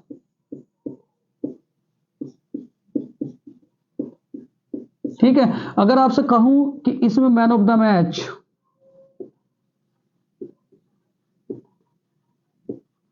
तो मैन ऑफ द मैच कौन थे बच्चों? महिंदर अमरनाथ। कौन है? महिंदर अमरनाथ। ठीक है, महिंदर अमरनाथ।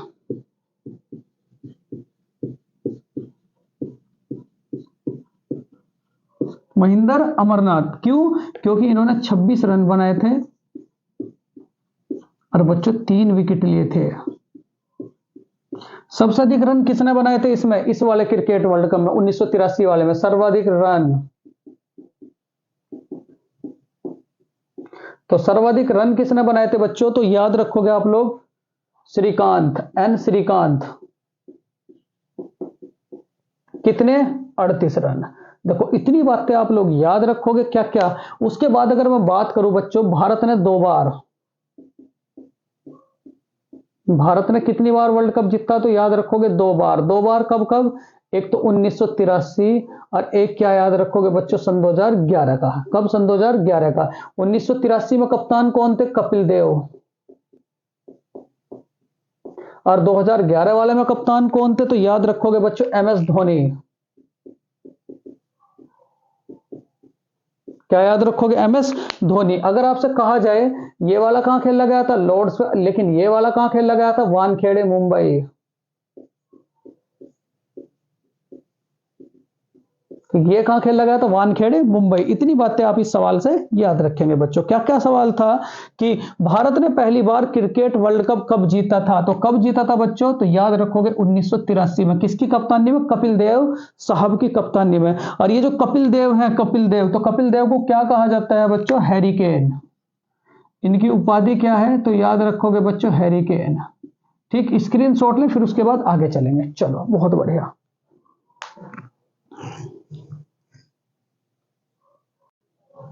चलो बच्चों आगे देखो, क्वेश्चन नंबर 12। स्क्रीनशॉट तो ले लिया होगा आप सबने।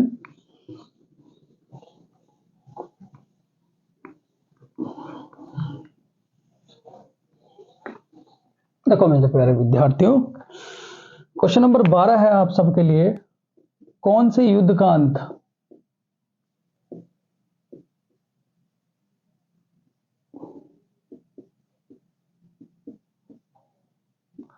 साल बाई की संधि से हुआ?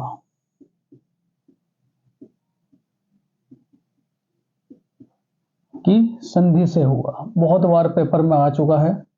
चलो, ऑप्शंस फर्स्ट है बच्चों, ऑप्शंस फर्स्ट है बच्चों इसके लिए, पानीपत का तीसरा युद्ध।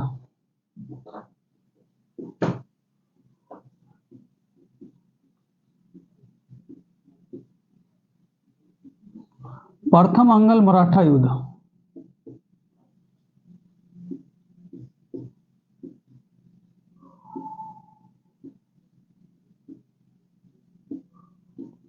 द्वितीय अंगल मराठा युद्ध।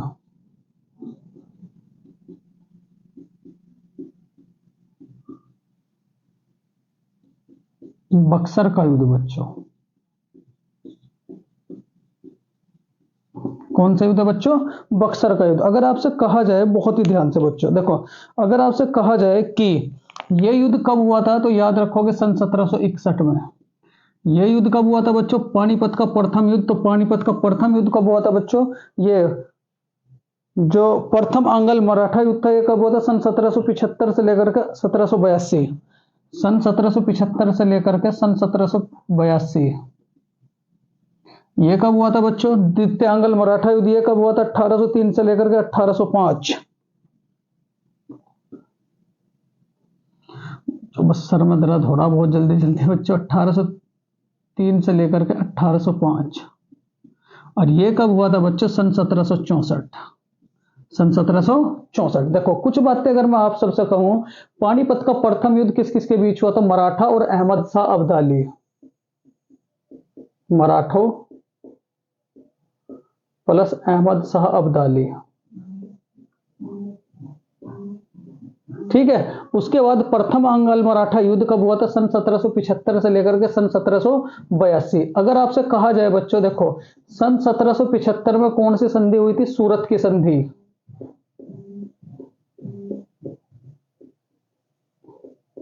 और सन 1782 में कौन सी संधि हुई थी बच्चों? सालबाई की संधि।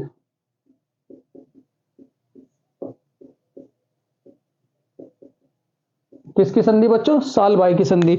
अगर मैं बक्सर के युद्ध की बात करूं तो क्या कहोगे? भारत में अंग्रेजों की नींव।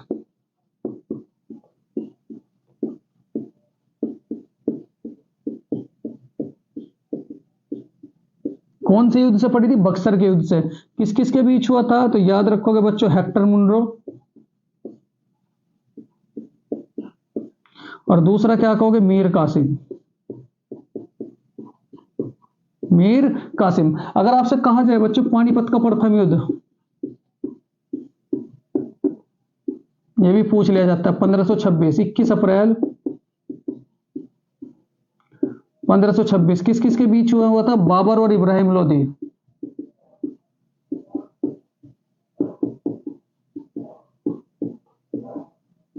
ठीक। उसके बाद अगर आपसे कहा जाए कि पानीपत के प्रथम युद्ध के बाद बाबर ने कौन सी उपाधि धारण की?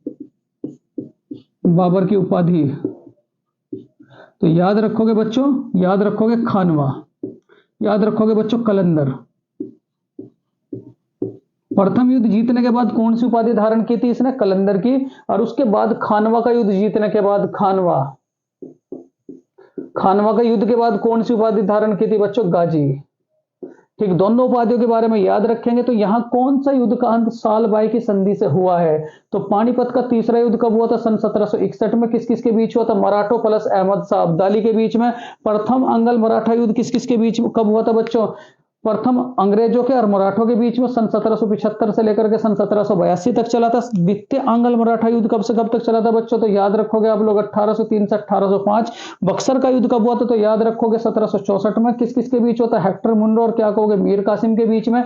यहां अगर मैं बात करूं आपसे, 1775 में कौन सी संधि हुई थी? सूरत की संधि। और 1782 में कौन सी संधि हुई थी बच्चों? सालबाई की संधि। तो कौन से युद्ध का अंत आपका सालबाई की संधि से हुआ था? तो बच्चों याद रखोगे प्रथम अंगल मराठा युद्ध का अंत जो हुआ था वो कौन सी संधि से हुआ था बच्चों? सालबाई की संधि से। चलो स्क्रीनशॉट ले, फिर उसके बाद बच्चों आगे चलेंगे। बहुत बढ़िया, बहुत बढ़िया बच्चों, बहुत बढ़िया।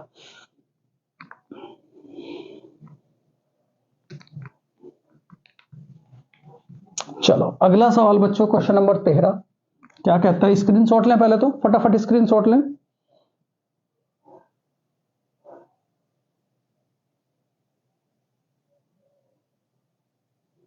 चलो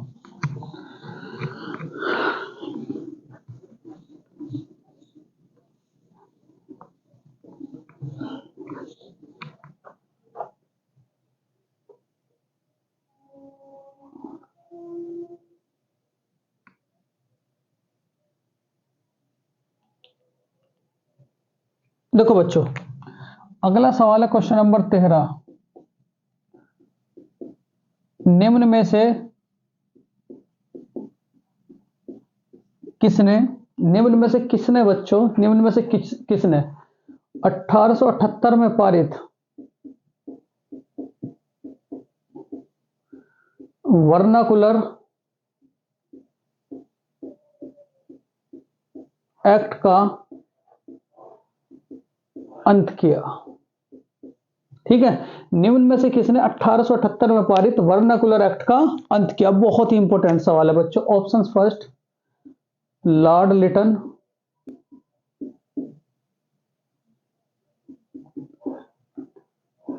लॉर्ड रिपन, लॉर्ड कॉर्नवालिस,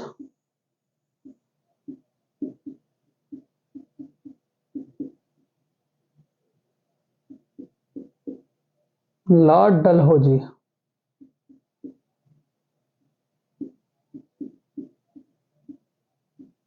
ठीक, चलो अगर मैं बात करूं बच्चों, देखो यहां 1878 से 1882 तक का काल, 1880 तक का काल वो किसका था? लॉर्ड लिटिन का। अब लॉर्ड लिटिन ने क्या काम करा था बच्चों? वर्नाकुलर एक्ट पारित करा था। बड़ा झंडू बाम टाइप आदमी था बच्चों। वर्नाकुलर एक्ट का मतलब क्या था? देसी भाषाओं में अखबार ना छपना, ये इसने मना कर दिया था। इसे क्या कहा था? Vernacular act. मतलब अगर हिंदी भाषा में अखबार है, भारत की राजभाषा क्या है बच्चों? हिंदी, तो इसने कह देता कि हिंदी में अखबार नहीं छपने हैं। अगर किसी राज्य की भाषा बंगाली, तो इसने कहा कि बंगाली में अखबार नहीं छपने, मतलब देसी भाषाओं में अखबार ना छपना क्या कहलाता है? वर्नाकुलर एक्ट बच्चों। ठीक,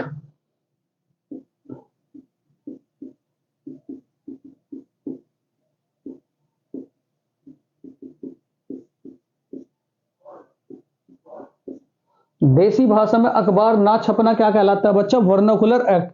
अगर आपसे कहा जाए बच्चों, बहुत इंपॉर्टेंट, लॉर्ड रिपन 1880 से 1884, इसने क्या काम करा था? वर्नाकुलर एक्ट समाप्त किया।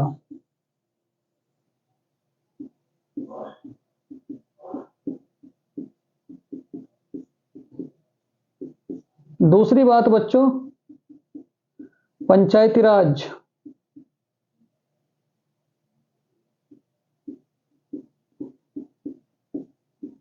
का स्वर्ण काल,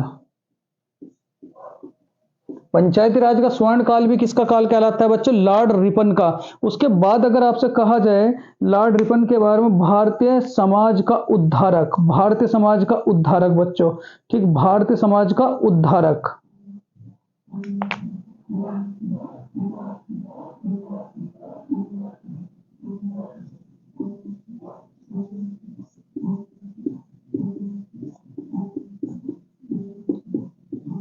किसने कहा था? Florence Nightingale. किसने कहा था? Florence Nightingale. उसके बाद अगर आपसे कहा जाए बच्चों, इस लॉर्ड रिटन ने जो वर्नाकुलर एक्ट है, इसे और क्या कहा जाता था? Ganging act.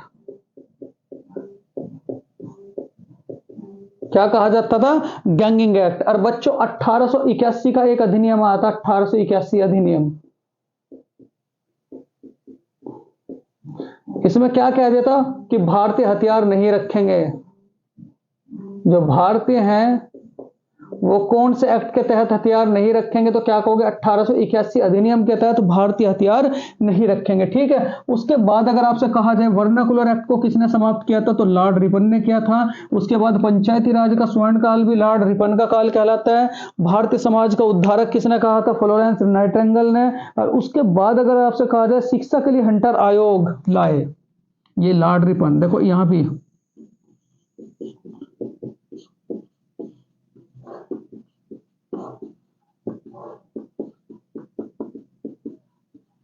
1882 में। उसके बाद बच्चों स्थानीय स्वशासन,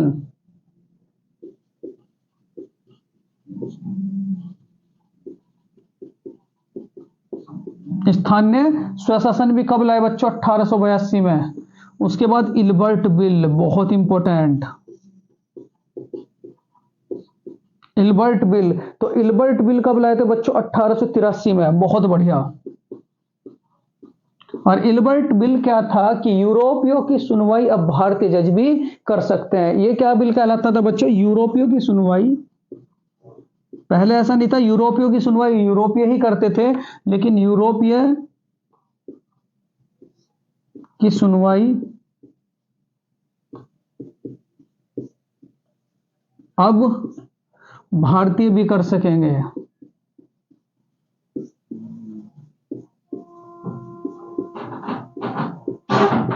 ठीक है, इतनी बातें आप इससे सवाल से याद रखेंगे, बहुत ही इंपॉर्टेंट सवाल था। देखो क्या, निम्न में से 1878 में पारित वर्नाकुलर एक्ट को किसने अंत किया था? तो याद रखोगे लॉर्ड रिपन ने बच्चों। अगर आपसे कॉर्नवालिस के बारे में कहा जाए तो क्या कहोगे? सिविल सेवा का जनक।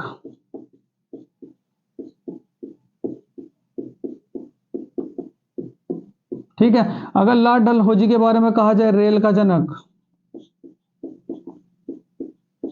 शांति दूत, लॉर्ड डलहौजी।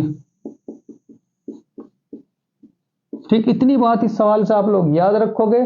ठीक, क्या सवाल था आपका कि निम्न में से किसने 1878 में पारित वर्नाकुलर एक्ट का अंत किया था? तो इसका राइट आंसर क्या हो जाएगा बच्चों? Lord Ripon. स्क्रीनशॉट ले, फिर उसके बाद बच्चों आगे चलेंगे। ठीक, बहुत ही बढ़िया, बहुत ही बेहतरीन बच्चों।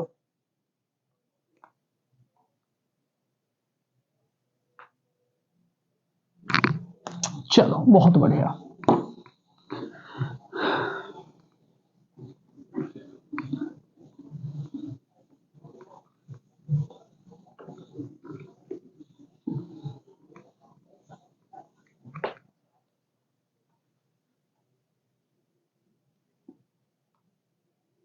देखो बच्चों, निम्न में से किस नदी का, क्वेश्चन नंबर 14 है, निम्न में से किस नदी का उद्गम स्थल राजस्थान है?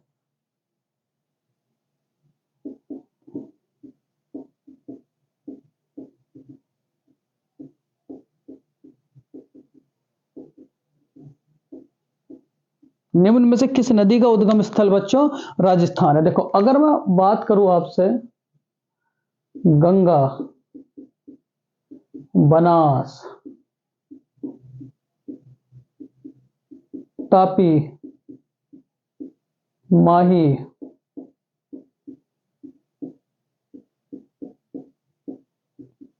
नर्मदा, ठीक है। ठीक, इतनी नदी आप लोगों को याद रखनी है। अगर मैं बात करूं गंगा का उद्गम स्थल कहां से है, तो उत्तराखंड।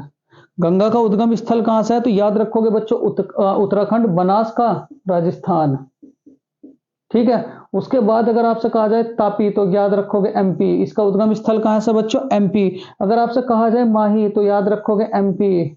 उसके बाद अगर कहा जाए नर्मदा, तो याद रखोगे बच्चों एमपी।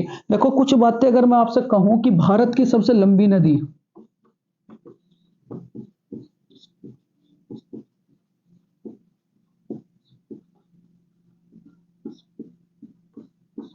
गंगा। चौड़ी नदी,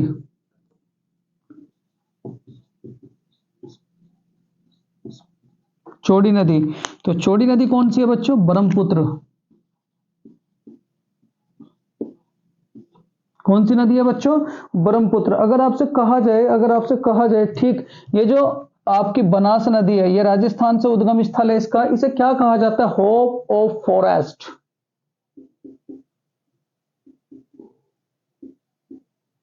होप ऑफ फॉरेस्ट कौन सी नदी को कहा जाता है, तो क्या कहोगे, बनास नदी को। और इसका उद्गम स्थल राजस्थान के किस जिले से है, तो याद रखोगे राजसमंद, ठीक है। उसके बाद अगर आपसे कहा जाए कि ये जो माही नदी है, कर्क रेखा को 2 बार काटती है,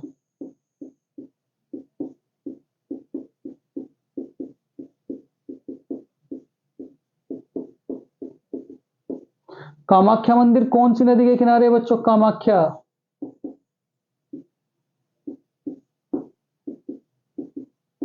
कहां पड़ता है, असम।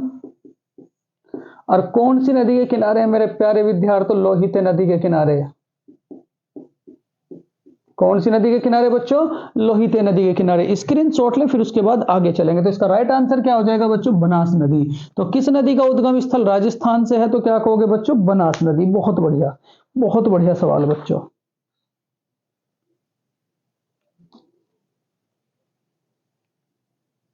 चलो, आज का आखिरी सवाल है मेरे प्यारे विद्यार्थियों।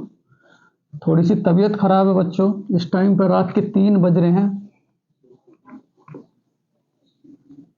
चलो देखो, निम्न में से कौन सी पंचवर्षीय योजना महा कौन सी पंचवर्षीय योजना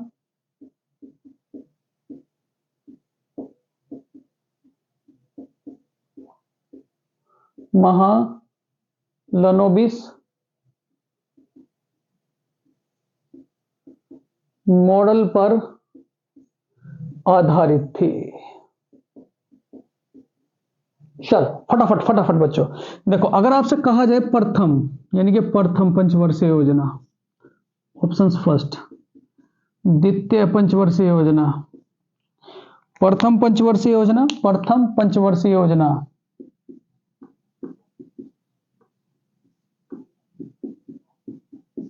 द्वितीय पंचवर्षीय योजना, तीसरी पंचवर्षीय योजना, पांचवी पंचवर्षीय योजना।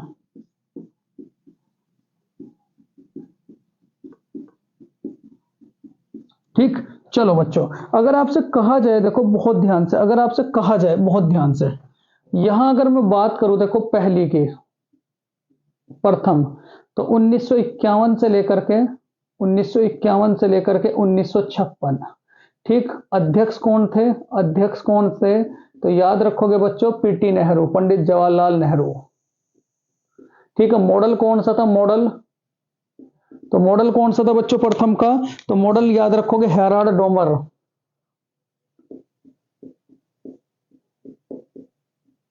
कौन सा मॉडल? Herald Domar.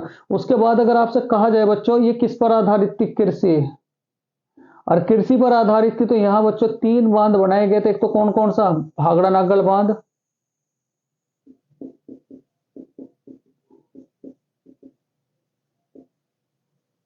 रिहंद बांध, दामोदर। ठीक है। उसके बाद अगर आपसे कहा जाए बच्चों ये जो दूसरी पंचवर्षीय योजना थी, ये दूसरी पंचवर्षीय योजना किस पर आधारित थी? महालोनोबिस।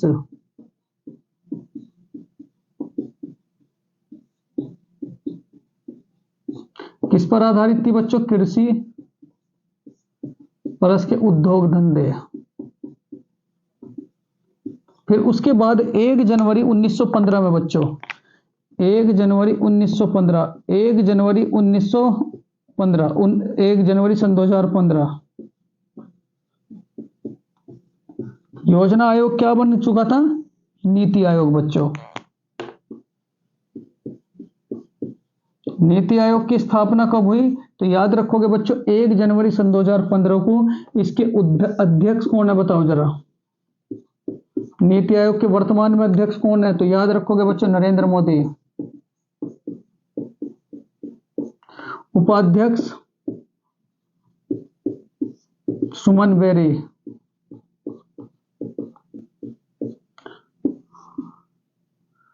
CEO VPR Subramaniam.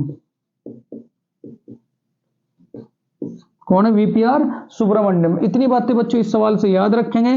तो निम्न में से कौन सी पंचवर्षीय योजना महालोनोबिस मॉडल पर आधारित है? तो याद रखोगे बच्चों द्वितीय पंचवर्षीय योजना। किस पर आधारित थी? महालोनोबिस मॉडल पर आधारित। मेरे प्यारे विद्यार्थियों स्क्रीनशॉट लें, फिर उसके बाद बच्चों आगे चलेंगे। देखो मेरे प्यारे विद्यार्थियों अभी तो बहुत सारा पढ़ाता बच्चों मैं आप लोगों को, लेकिन मेरी तबीयत थोड़ी सी खराब चल रही है बच्चों। अगर ये आप लोगों को वीडियो अच्छी लगी हो तो मेरे प्यारे विद्यार्थियों प्लीज इस वीडियो को ज्यादा से ज्यादा मित्रों में अपने शेयर करें प्यारे विद्यार्थियों। और अगर ये कंटेंट, ये वीडियो और ये एसएससी के पिछले सालों में पूछे गए परीक्षा के सवाल अगर आप लोगों को पसंद आए हो तो प्लीज इस वीडियो को लाइक करें, शेयर करें, सब्सक्राइब करें। Thank you for watching this video मेरे प्यारे विद्यार्थियों। नमस्कार।